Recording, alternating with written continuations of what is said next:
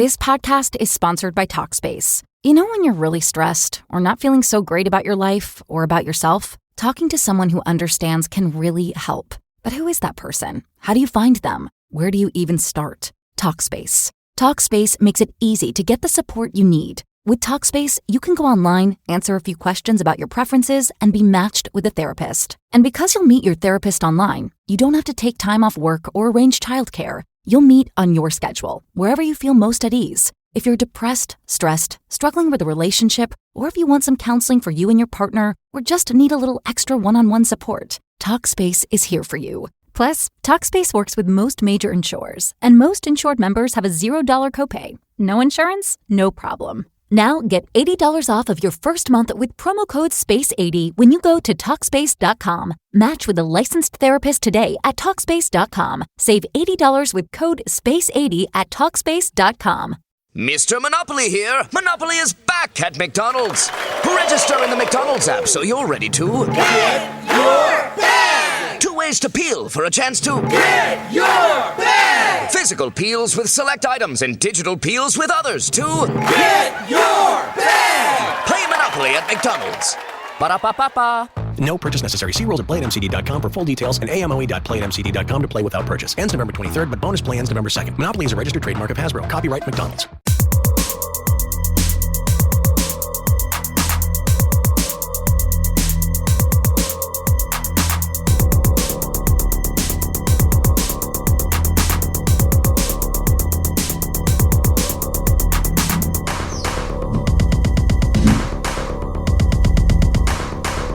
Ladies and gentlemen, boys and girls, die-in time is here. That's right. We're talking about The Crate from Creepshow on Kill by Kill.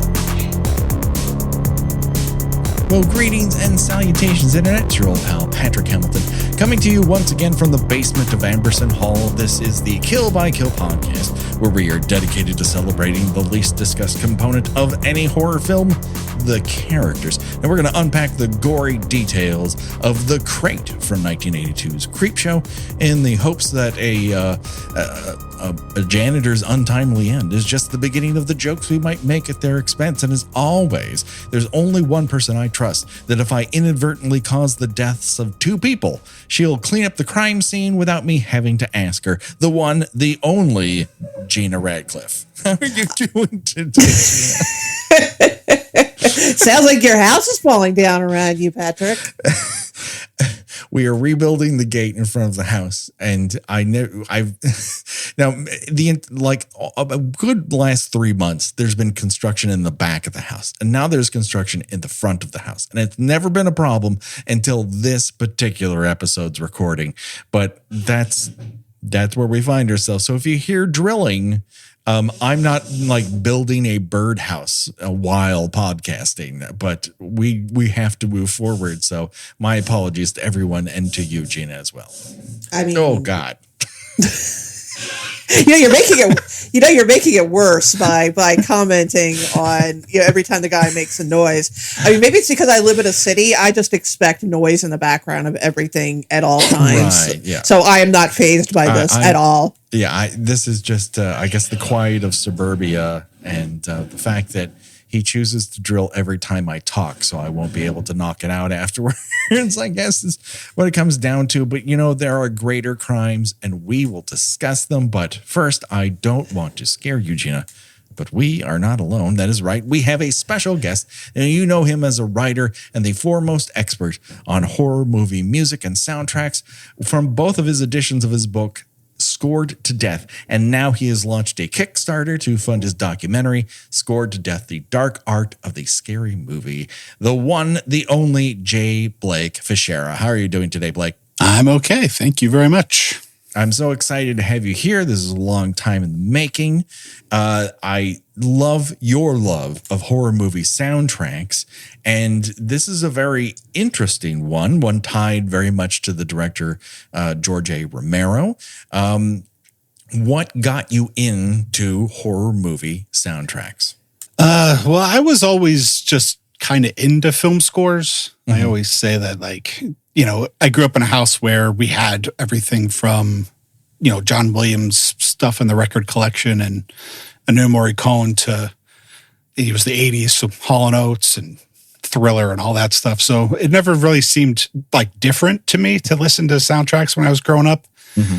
And then when I was a teenager, mid-90s, my friends and I rented In the Mouth of Madness by John Carpenter. Sure. And that opening theme just like rocked my socks off. And there was no looking back after that. Sure. And so what is your experience with Creepshow? Like, what was the first time you happened to watch it?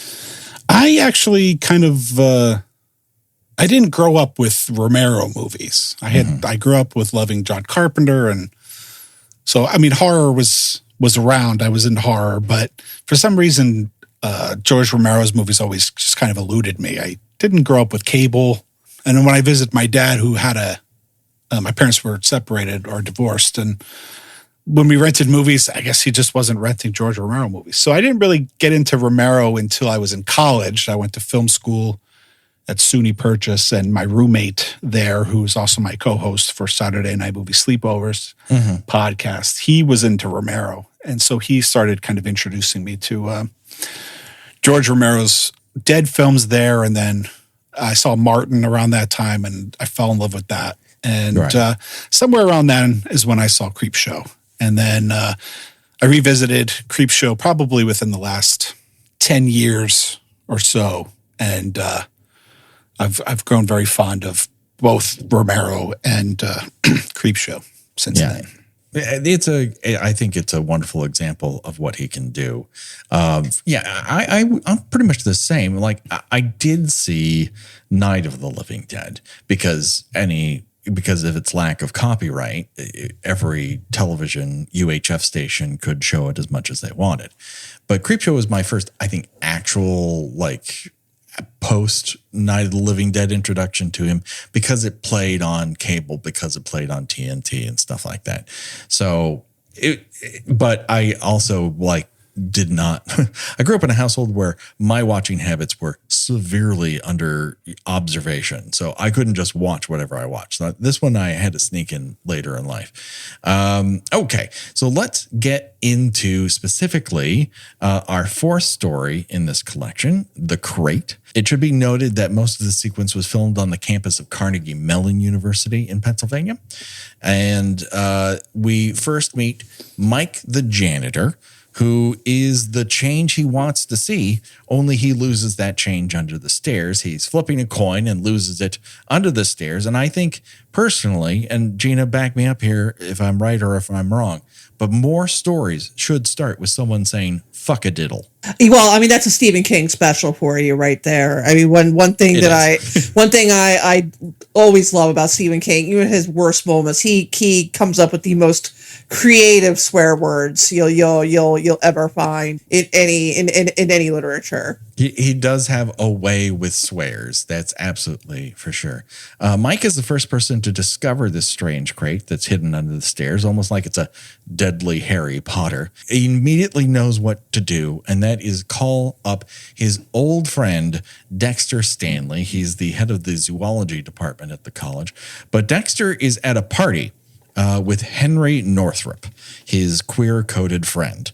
There's only one thing keeping them apart, aside from elite collegiate society in the early 80s, and that is one Wilma Northrop, or you can just call her Billie. Everyone does. Everyone does. Here's the thing I suppose we have to tackle before we get to the real story of The Crate, and that is its unique setup, because there are two ways to look at this friendship. And one is that Henry and Dexter are on the down low, and their chess matches are really opportunities for them to hook up or be themselves, be their queer selves.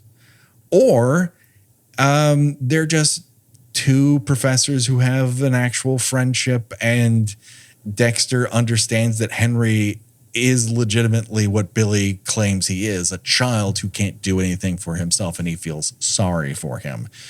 Either one kind of works, but another way I kind of looked at it this time I watched was that, is it possible that the Billie we see may not be her actual true nature. Maybe she's not that much of a drunk bore, but that's how Henry sees her, and therefore that is how we see her. Is that possible, Gina? Yeah, I mean, I think that all of his interactions with her she seems so comically over the top, and I mean, and granted, it is supposed to be like a comic book, but I just can't see how this woman would continuously be invited to events carrying on the way she does if she actually acts like that, just constantly publicly emasculating her husband and you know, staggering around yelling at people. But no, I think that you're probably correct, and it is exaggerated because it's his perception of her. It's like she's Bluto Blutarsky and chunky jewelry. It's a real wild look. I mean, Blake, what is your interpretation of Henry and Dexter's relationship? Well, this time around, I don't know. I got the sense that, Henry probably has more than just friendship feelings for Dexter, but I got the feeling that maybe Dexter doesn't have that requited love for Henry. I mean, I guess he does seem to be running around with students, and I guess that could be a beard, but it did seem Henry seems very into Dexter, and Dexter seems like he's trying to back out of that relationship a little bit.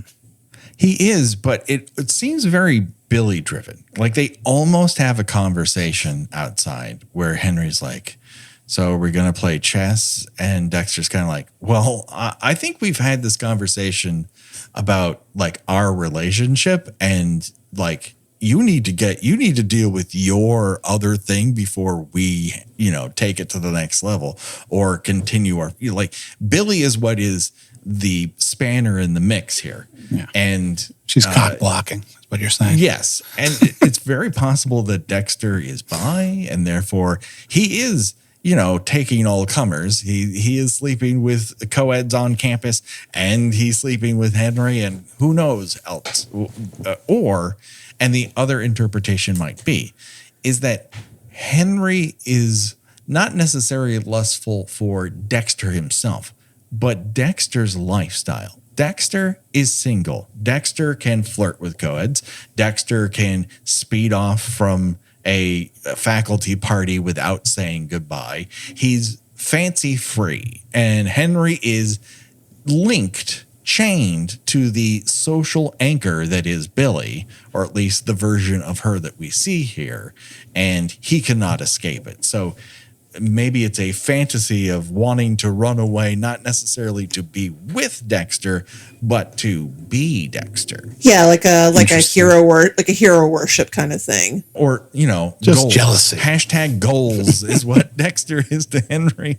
I'm not sure. All of them are kind of valid. There's nothing invalid to it, and I think you can see it in all sorts of ways. It doesn't really all of them enrich the story. I don't think any of them take away. But Henry is the kind of person who he can't fucking do anything. Like you can have all sorts of opinions about Billie and her attitude towards life and how she interacts with other human beings, but her diagnosis of Henry, I think, is dead fucking on.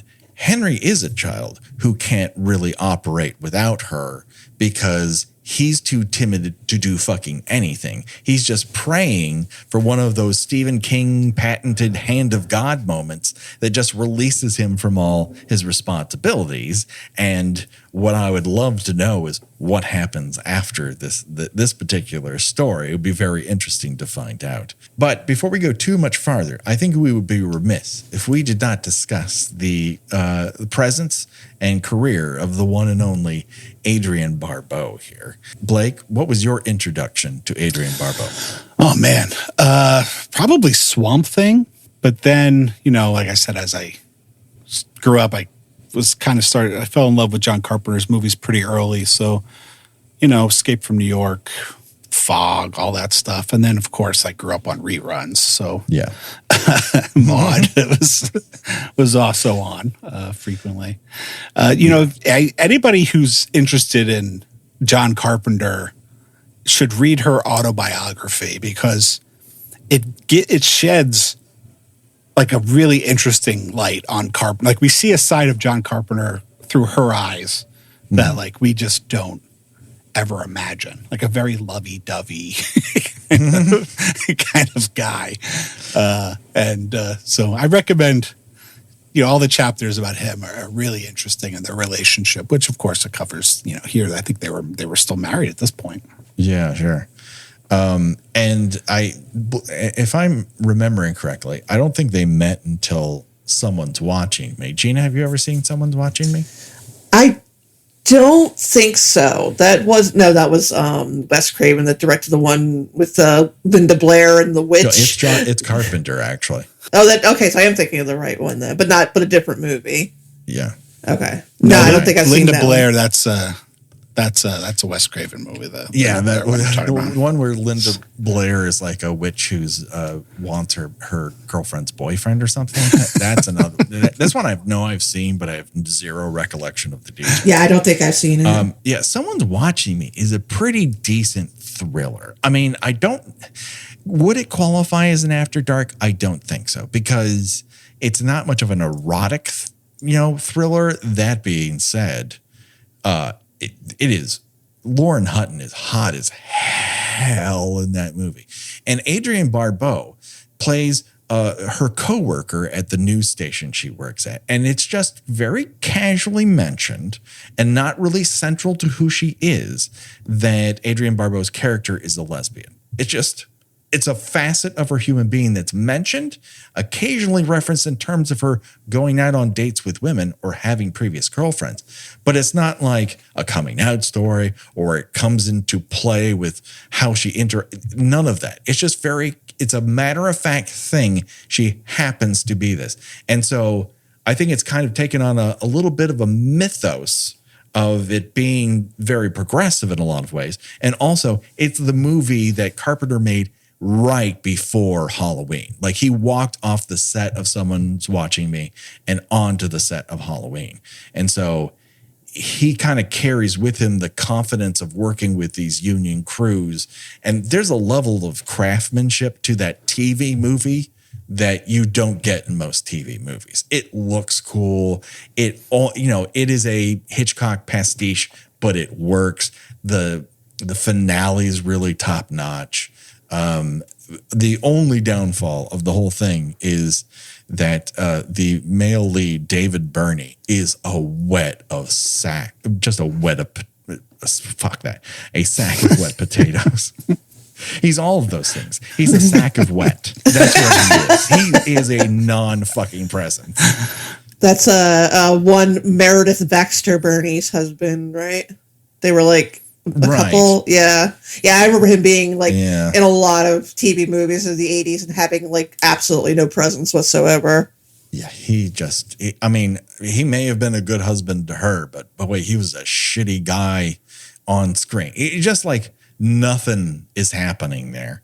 I think my first introduction to her would probably have been Swamp Thing on home video. But I would quickly catch up to The Fog and Escape from New York and stuff like that. And she has one of those great voices. And I think she even ended up doing voice work for like Batman, the animated series. I think she played a character on there, but I can't remember which one. But what wonderful information I'm providing to everyone. Maybe she was. She did something somewhere. She played a character. Information delivered.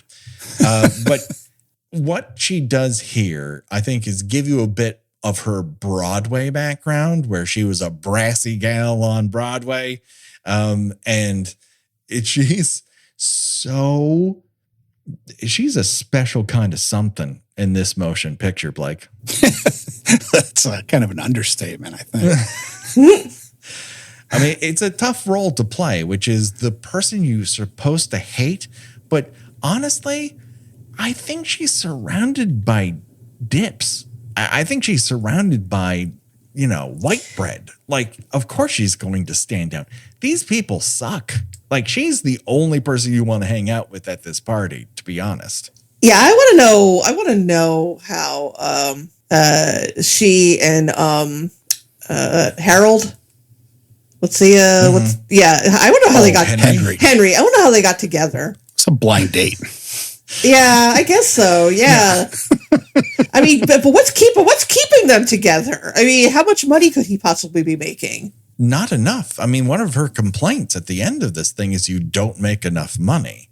But she does have hot and cold running access to alcohol in the house. So that's going for her. I mean, she has a kitchen snifter. Like, she has a alcohol rack specifically for her alcohol in the kitchen, Gina.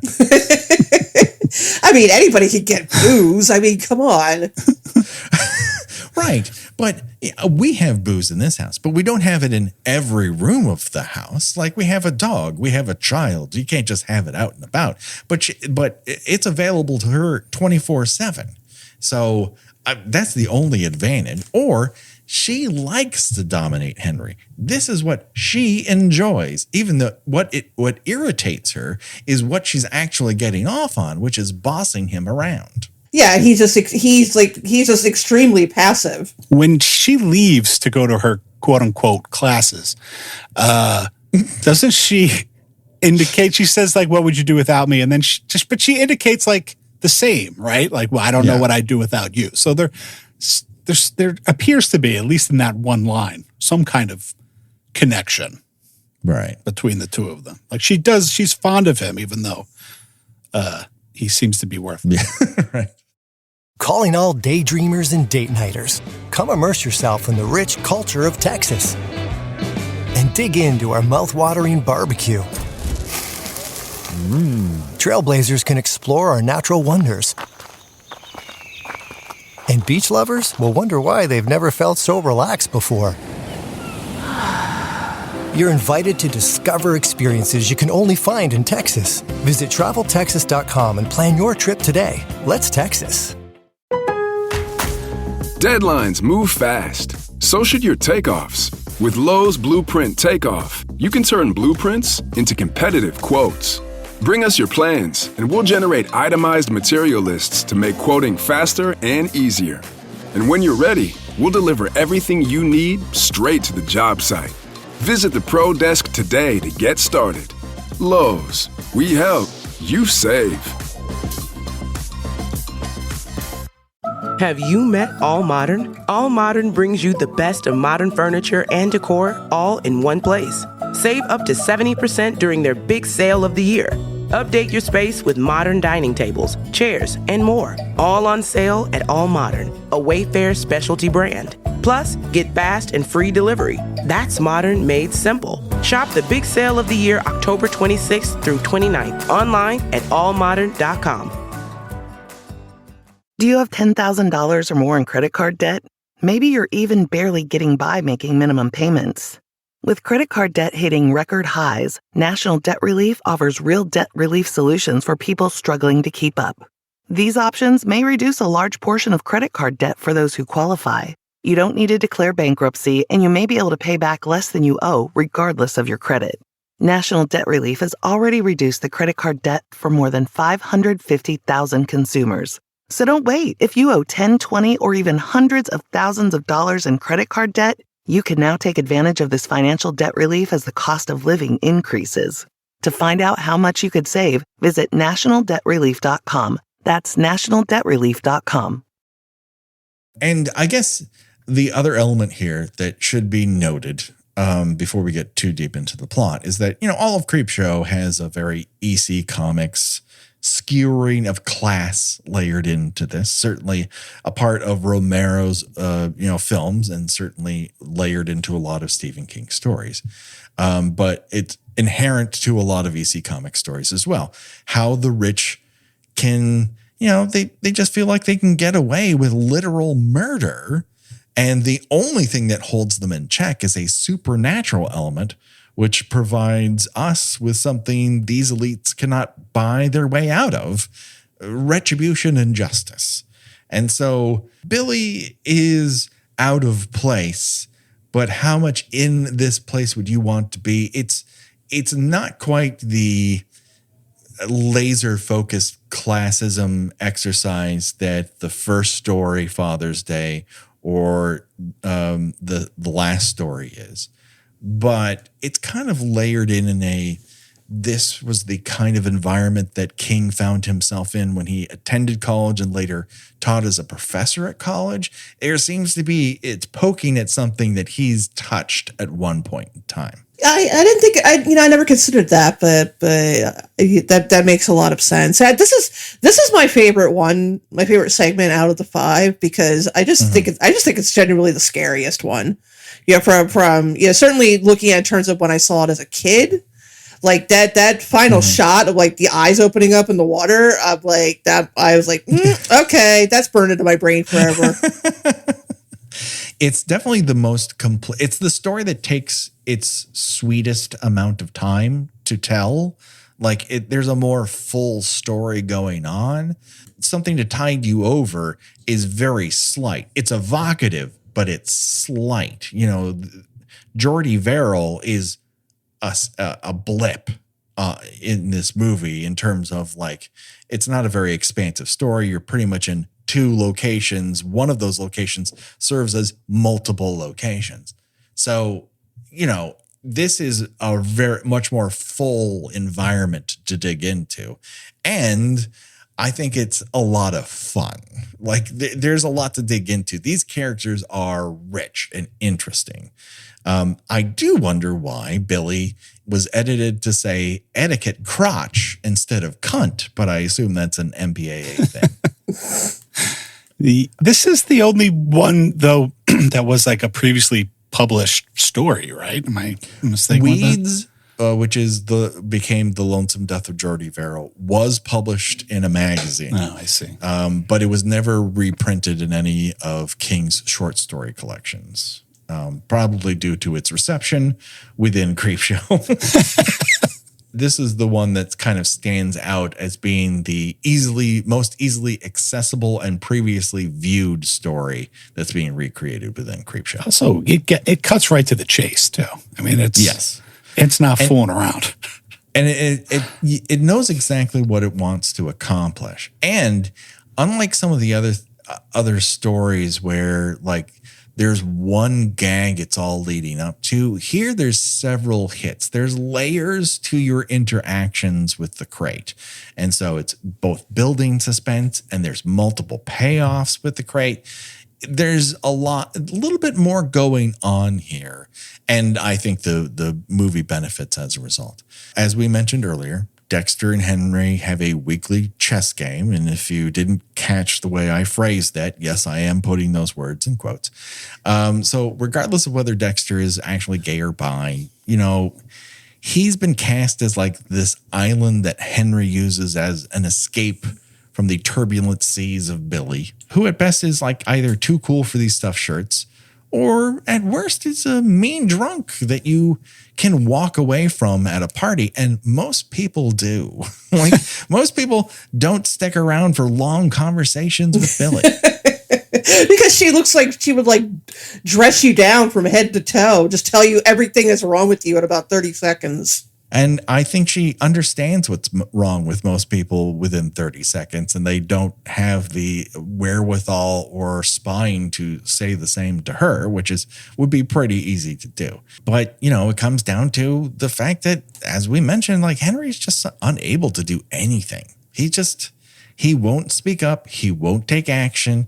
He's afraid of Billie's wrath in his personal or professional life. He's unwilling to put any work towards building a kind of solution in place. He's ineffectual in capital letters. Do you think he's always been that way, or is he just broken at this point? I think it's probably always been a component of his personality. I think she revels in it. I think you're right in that there's some component that they vibe off of where he's the hapless, can't do anything right, and she's the truth teller who lays it on the line every single time, but there are zero consequences for his constant getting everything wrong because that's the dynamic they have. So like this is just going to continue to happen until a boxed Yeti creature eats one of them, and which one we won't find out until the end of the story. But our old friend Mike the janitor has called Dexter, and he says, I found a crate that states it's from an 1834 Arctic expedition, and it's just hanging out underneath the stairs, and I think you should check it out. So this gets Dexter's attention, and he leaves the party, and we have a fantasy sequence here, and you can tell it's a fantasy sequence because all of a sudden the Creepshow lighting comes into play with the reds and the blues. And Henry has a fantasy where he shoots Billie straight in the forehead. And then in his mind, everyone claps for this. Like, thank you for releasing us from the plague that is Billie. It's like the craziest Tumblr story of, I told off a Starbucks barista that I wanted black coffee and everybody applauded me. I was halfway into writing an entire bit where I was going to do an Am I the Asshole, where I told the story about I was at a party with my wife and she was drunkenly yelling at people. So I shot her in the forehead and everyone clapped. Am I the asshole? Well, you think Romero, well, I mean, I guess Stephen King could still. I mean, if nowadays would Romero get Me Too'd for telling such a story, even if in a fantasy? I mean, I think this is an element of King's storytelling that repeats over and over again. And certainly early on, there were a lot of husbands who were harangued by wrathful wives and ineffectual men. And then once he hits the late 80s and then early 90s, he flops into women who are caught in abusive relationships. And he comes at it from that perspective. He repeats a lot of these tropes. He finds and mines these relationships over and over and over again. And I'm very certain as to why he views The Shining, the original movie, as poorly as he does, because that story is essentially not his fantasy, but his worst nightmare of what he could be. And he indulges in that nightmare to an end. And then he gives that character an out where he sacrifices himself for his family. Whereas in the movie, that character does not sacrifice anything. He dies because he's overconfident and continues to follow footsteps until it leads to his icy cold death. Is that the only reason Stephen King hates it? No. And he has plenty of reason too. That's fine. Everyone can have a different interpretation of a movie. But I do feel like that is one of his most personal stories, and he just doesn't like people playing around with that particular story. Put a lot of thought into this particular segment, didn't you? That was extemporaneous. I mean, you've given me a lot to think about with this. Because, like I said, I mean, they're not all dick jokes, Gina. Because I mostly, like I said, this is my favorite one, but mostly because when I was a kid, I thought it was genuinely scary, and I think it's still pretty nicely gory. I mean, the special effects ain't so great from a modern perspective, but I mean, it's still like a big dude, big furry glove scratching at someone's face, but. But the scratches look fucking awesome. I never really gave a whole lot of thought to the dynamics of the human characters, but I'm not saying, oh, you're making all this up off the top of your head. I'm just saying I never thought of it from that angle, so it's interesting. It's just one of those things that kind of flows through this is, King is often examining people in very dire emotional circumstances, what makes them vulnerable human beings. And Henry is absolutely vulnerable.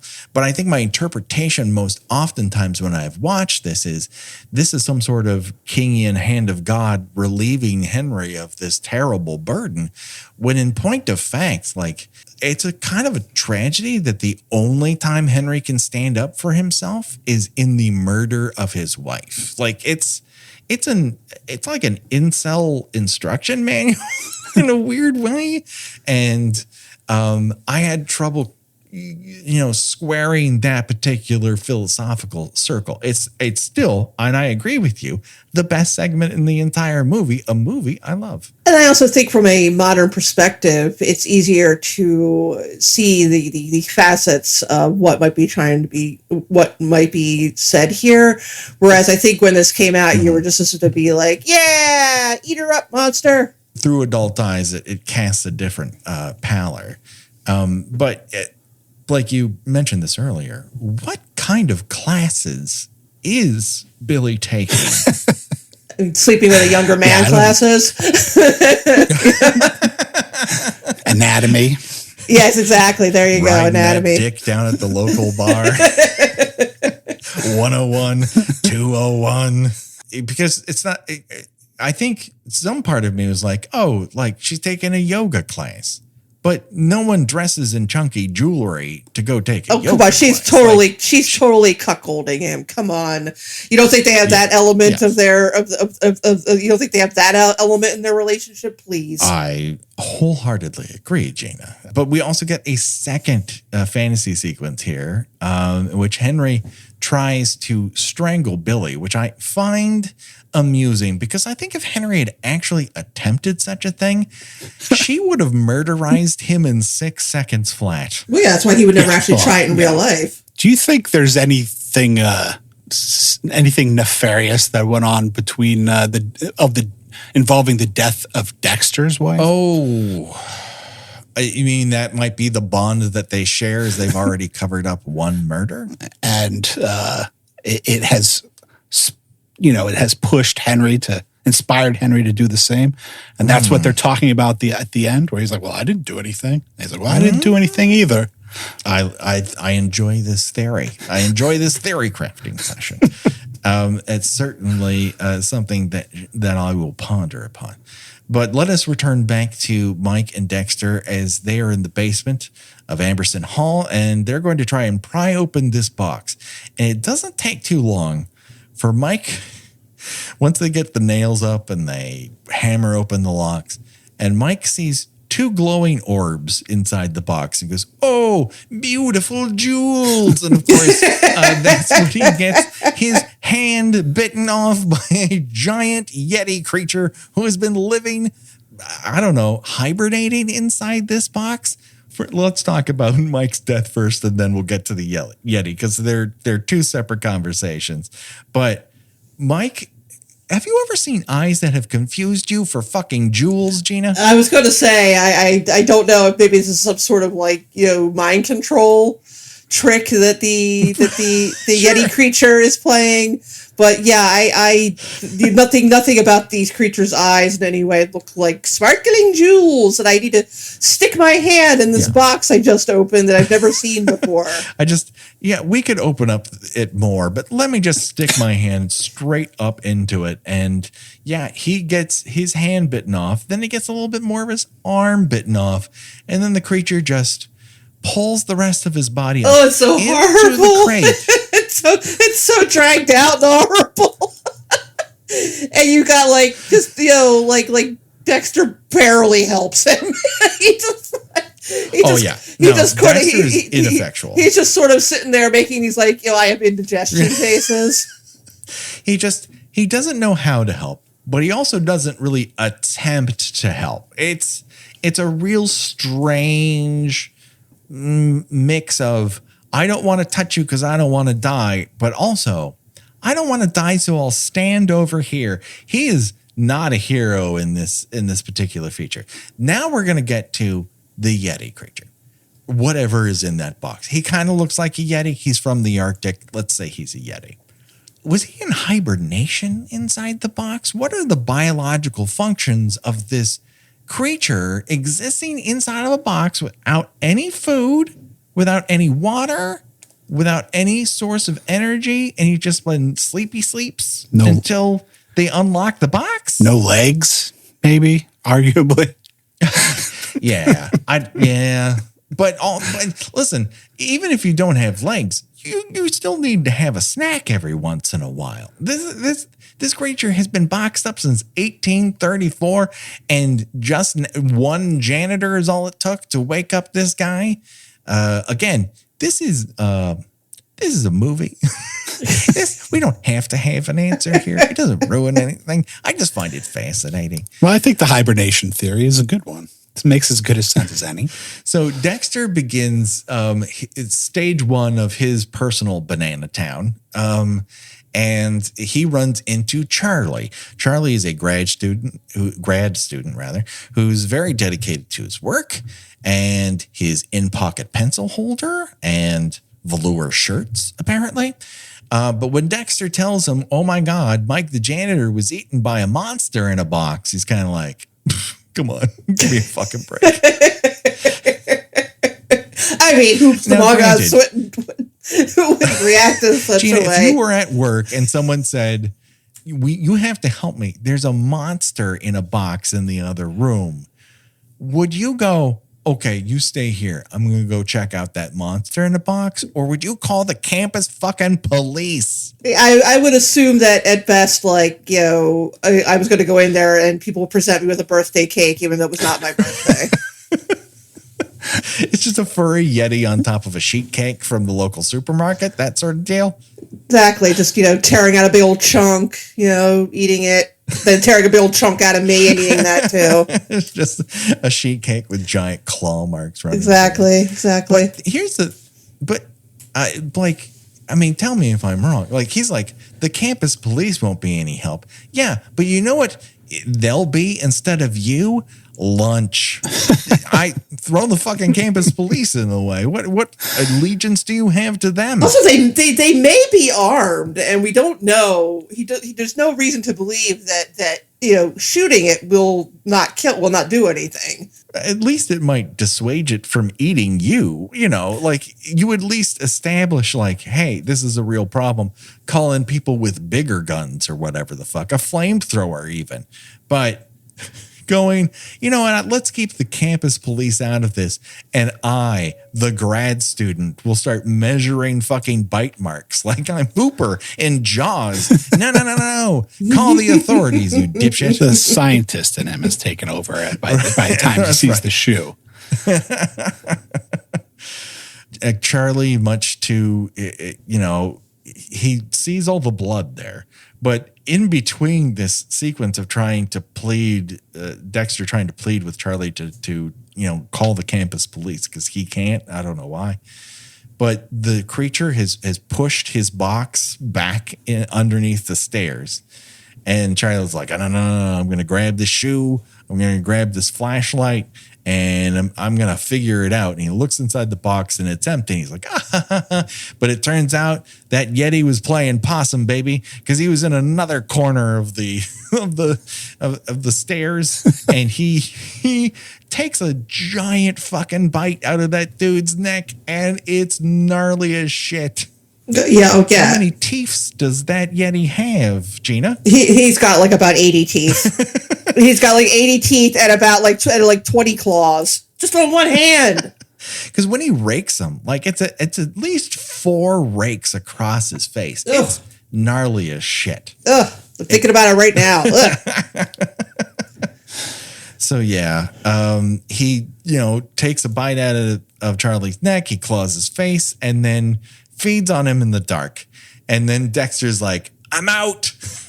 I'm out. There's only one place I can go. I can fall into the arms of my old friend Henry and tell the tale, all while still holding a bloody boot of Mike's, which is some level of evidence. Like, if someone comes to you and goes, a monster ate 2 people I was hanging out with, you're kind of like, I don't know. That sounds a little bit far-fetched. But they're holding one of the dude's blood-covered, bite-covered boots. And that might lend credence to the fucking story. I didn't do this here.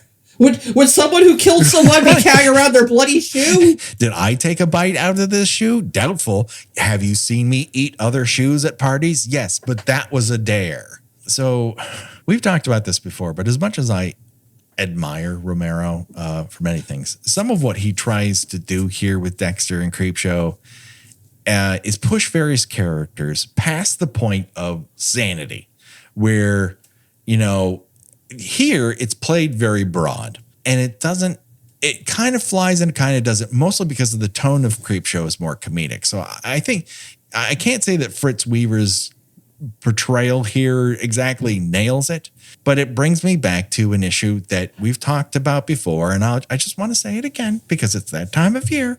Poltergeist just came out in 4K, but it demonstrates the singular ability of Tobe Hooper, who consistently was able to show people like lose their grip on sanity in real time. He shows it over and over and over again. People see shit that makes their mind snap. Yeah. Gone, baby. Yeah, it's funny you should mention, I just rewatched The Funhouse tonight before we recorded, because it's part of Criterion's 80s horror collection, and the lead girl, Elizabeth Barrage, she kind of goes through it, and comes out of the funhouse, just kind of staggering around like she's just been in an explosion and all. And yeah, you're absolutely right. I mean, it really sells that third act when she's caught in the gear house. And listen, we're going to cover the Funhouse eventually. I think it's on the calendar for 2023. But it's one example of how Hooper is able to show people who just, they were on this earth and then their mind left. And he's able to get people there and show how it happens. Like, that's how you know Poltergeist is a Tobe Hooper movie, because those characters lose their goddamn minds. And you can tell. Like, you feel the after effects. You feel it when it happens. And listen, Spielberg, I'm not going to, handicap the man. He can do a whole lot of things. But that's one of those things he doesn't quite pull off when he tries it sometimes. Hooper... That's a target he can hit over and over and over again. Whereas Fritz Weaver is kind of like, he's a Simpsons side character at a certain point here. You're kind of like, pull it together, buddy. Like, you got to choose a fucking lane. I think it works. I don't. It's it's comic booky.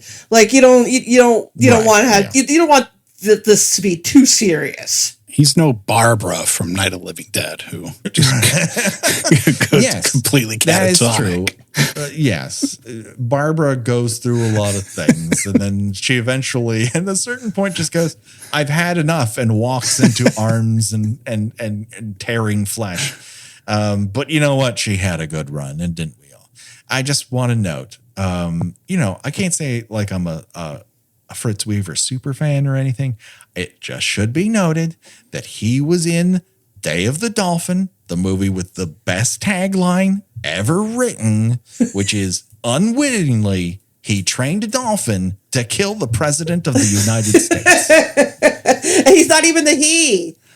That's George C. Scott. No, it's George C. Scott. He's friends with George C. Scott. Aren't we all, though? Aren't we all? Truly. Deep down. Oh, boy. So let's get back to Creepshow here. And so Henry hears this tale and the wheels start to turn for him. So he does what any friend would do in this circumstance. Drug your friend. Just knock him out. Write your wife a note. Head back to the college to see the scene for yourself. Like, he hears this and goes, maybe I can get my wife to die this way. He's betting a lot. Like, I guess the worst thing that happens if Dexter isn't telling the truth is that Billie makes fun of him, but that shit was going to happen anyways. So Henry goes back to the school, and of course he finds the bloody remains and does what we would all do, clean up. And in the first example of him doing anything without being prompted by somebody else, he does this on his own. And of course, this cuts back and forth to Billie arriving back home, drunk from classes. And she reads this. The sequence of events here is fucking wild. She's like, Henry. And Henry's nowhere to be found. And so she finds this note, heads to the kitchen, and pours herself a glass of milk. And I'm like, you're drunk and you're drinking milk? You imagine that. I'm just taking a sip and just immediately barfing into the sink right next to me if I do that. maybe I haven't done enough drinking, but I can't imagine at any point having gotten drunk throughout the day and into the evening and going, my nightcapper will be some milk. Calling all daydreamers and date nighters. Come immerse yourself in the rich culture of Texas and dig into our mouth-watering barbecue. Trailblazers can explore our natural wonders. And beach lovers will wonder why they've never felt so relaxed before. You're invited to discover experiences you can only find in Texas. Visit TravelTexas.com and plan your trip today. Let's Texas. Deadlines move fast. So should your takeoffs. With Lowe's Blueprint Takeoff, you can turn blueprints into competitive quotes. Bring us your plans, and we'll generate itemized material lists to make quoting faster and easier. And when you're ready, we'll deliver everything you need straight to the job site. Visit the Pro Desk today to get started. Lowe's, we help, you save. Have you met All Modern? All Modern brings you the best of modern furniture and decor all in one place. Save up to 70% during their big sale of the year. Update your space with modern dining tables, chairs, and more. All on sale at All Modern, a Wayfair specialty brand. Plus, get fast and free delivery. That's modern made simple. Shop the big sale of the year October 26th through 29th online at allmodern.com. Do you have $10,000 or more in credit card debt? Maybe you're even barely getting by making minimum payments. With credit card debt hitting record highs, National Debt Relief offers real debt relief solutions for people struggling to keep up. These options may reduce a large portion of credit card debt for those who qualify. You don't need to declare bankruptcy, and you may be able to pay back less than you owe, regardless of your credit. National Debt Relief has already reduced the credit card debt for more than 550,000 consumers. So don't wait. If you owe 10, 20, or even hundreds of thousands of dollars in credit card debt, you can now take advantage of this financial debt relief as the cost of living increases. To find out how much you could save, visit nationaldebtrelief.com. That's nationaldebtrelief.com. But wait, she's got a special secret, and that is she has a snifter of hooch that she adds to the glass of milk. It's like the. But it's not even a White Russian. It's just like bourbon and milk. It's like the Pittsburgh Laverne instead of milk and Pepsi.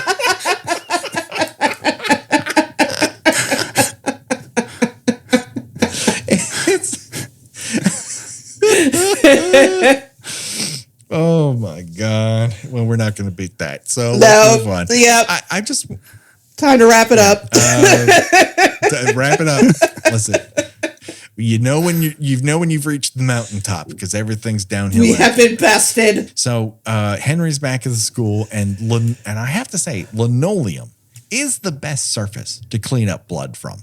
Like, how many other killers, Gina, have we talked about where they're so great at quick cleanups of murder scenes, and yet it takes Henry forever to get this done on the best surface ever to do it? He's just kind of like really just taking a very chill pace to cleaning up this, like, I mean, you can't even call it a crime scene because technically a crime has not taken place. Right. But he's just like, swish, swish, swish, swish, swish. Like, he could not be more chill about cleaning up this mess. That does bring to mind what a great Law and Order episode this would be if they were sent out to go capture this monster in a box, and in between all these things there's a pong pong and just what street corner they're on. They're talking to Mike's janitorial supervisor. She's like, "Hey, Mike, the janitor? Yeah, I've seen him around loading a truck." But Billie arrives on campus, and she's brought her open glass of spiked milk, Gina. She's been driving with it like a fucking boss. in like a pre cup holder in a car era as well. Like, there might not even be seatbelts in that station wagon. We don't. How is this? Like, she's just gripping it the entire time. On the dash. Kids, don't try that at home. On the dash, right next to a bobblehead hula. like just like staggering in with like just like spills down the front of her shirt, just like what happened to you? Why do you smell? Why do you smell like a dairy section in bourbon? I was gonna say, why do you smell like sour milk? I've been drinking. What do you want? So, just in the nick of time, Henry finishes cleaning up, and I'll be honest with you. Once he brings Billie down to the murder basement where people learn, he does a terrible job of holding back his murder plan. Like, he's like, oh, Dexter assaulted this girl and she's underneath the stairs and only you can talk her out of there. And she's like, what does she look like? He's like, oh. Stop. It's only because he's been such a numbnuts that she doesn't go, are you trying to murder me? Well, also she's sort of like, oh yeah, this has happened before. She's just like she's not horrified by this. Like she's just like, oh yeah, that's Dexter. You're raping another co-ed,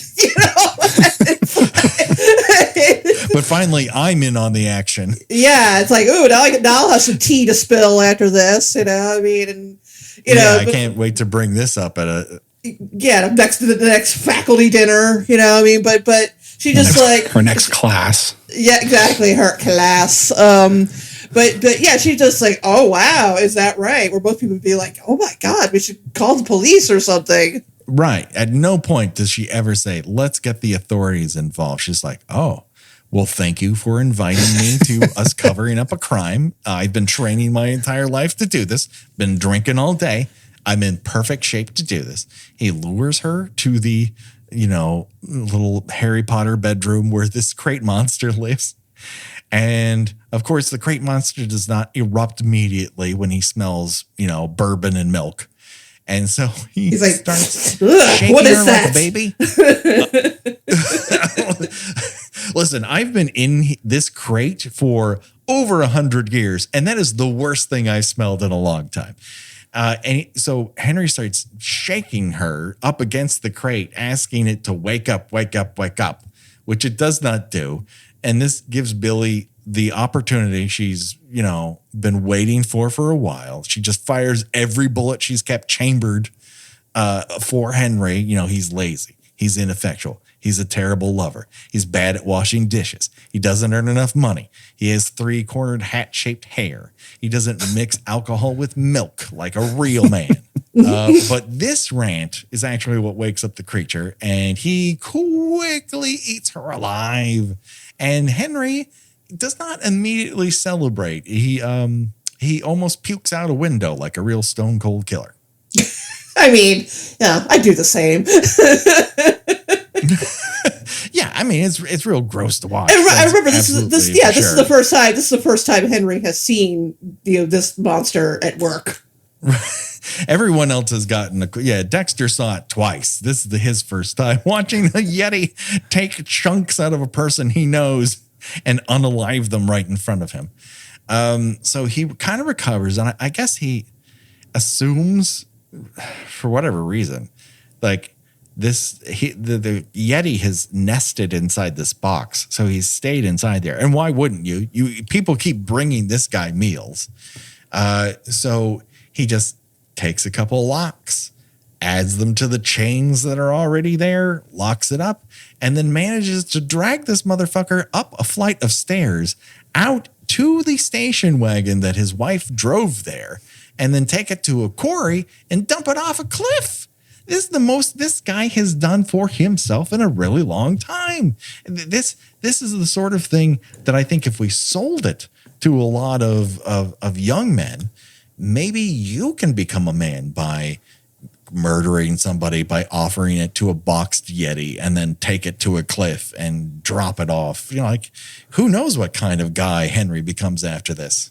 Yeah, I'm going to say it makes about as much sense as Tucker Carlson suggesting that men, lay out in the sun and tan their testicles to raise their testosterone level.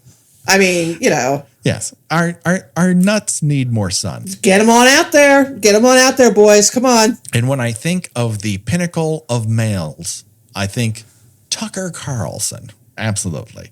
What a focal point for all of us to lean towards. So Henry then tells Dexter what he's done, and in exchange for his silence, Henry makes Dexter commit to playing chess with him twice a week. So either he's getting laid twice a week, or they're just playing chess, and now they can do it twice a week because they don't have Billie lording it over them. I don't know. But Dexter asks, what if it gets out? And Henry goes, oh no, it was in a box. It probably drowned. And you know that with Henry's track record, he's fucking wrong as shit, because we cut immediately back to that box breaking apart, and the monster's like, hello everybody, I'm back. That scared that shot scared little Gina so bad. I can see that. I can totally see it. It's a hell of a sequence. It really, really is.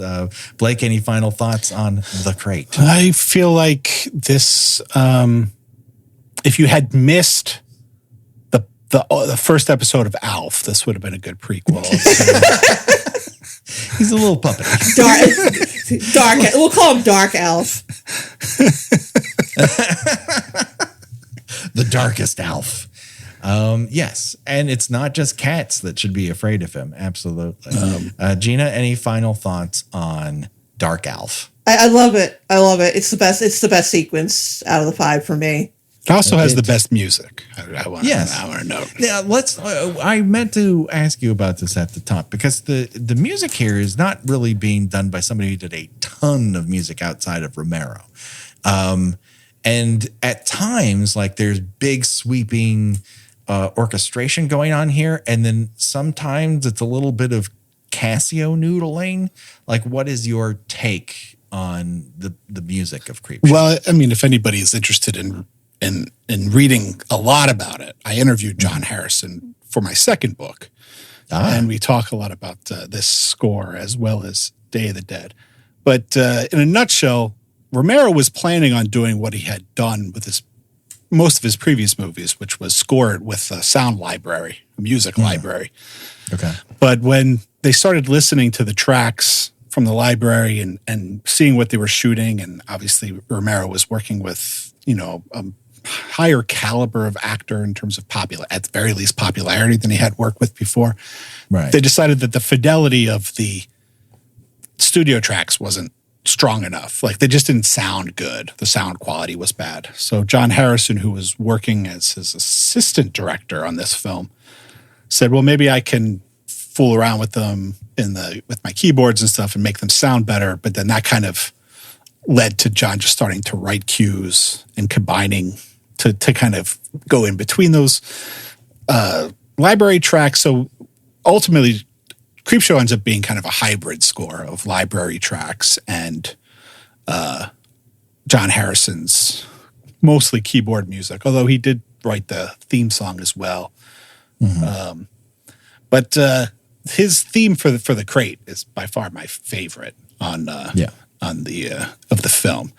The one thing I will say that I found interesting was that with Something to Tide You Over, there's like a dark version of like Camptown Races or something that's played. I think all versions of Camptown Races are slightly dark. And I think that's what it is. And I asked him why that, like, why do that? And he said it was because Leslie Nielsen would whistle it on the set all the time. That sounds like a very Leslie Nielsen thing to do. Yeah. Okay. So, I'm down for that. Interesting. Well, you have that story and so much more in your books, and I can't wait for that documentary, but we'll get to that after we play Choose Your Own Deathventure, and that is where we decide of the deaths presented in this segment. If you were forced to die in one of those ways, well, which one would you choose and why? Up for bid, we have get shot straight in the head at a party, or get strangled by a tie, eaten by crate creature hand first, eaten by crate creature neck first, or eaten by crate creature face first. And Blake, as our guest, I choose you to go first. I would go for shot in the head, but not for because of what you're probably thinking. Because it's the sexiest death of all of these. One, sure, it's probably the quickest and the least painful. But it's also that if that wasn't a fantasy, like your death has probably severely scarred everybody at that party. And you will never be forgotten. Talk about it. You'll never be forgotten. You become campus legend from that moment on as the victim of Professor Henry when he shot you in the head. And you had all that beautiful chunky jewelry on too, which looks great on Adrienne Barbeau. I mean, a napkin would look great on Adrienne Barbeau, but that's neither here nor there. Gina, what say you? Oh, definitely shot in the head. I don't want any of those chomping deaths. They are very prolonged and look terrible. I was going to force everyone to choose a chomping, but the one I'm going with is face, because it looks like Billie is gone pretty fast. She doesn't, her brain be bye-bye at that point. Whereas that hand first. And she's probably, so pickled at this point that she doesn't even realize what's happening anyway. She's wasted on milk and bourbon or milk and rye. God knows what that combination is. If it's rum, she's a criminal and she should go to jail, even if she's dead. That is wrong. You should go to jail inside of that Yeti's stomach. That's not okay. Don't do it. But that just about does it.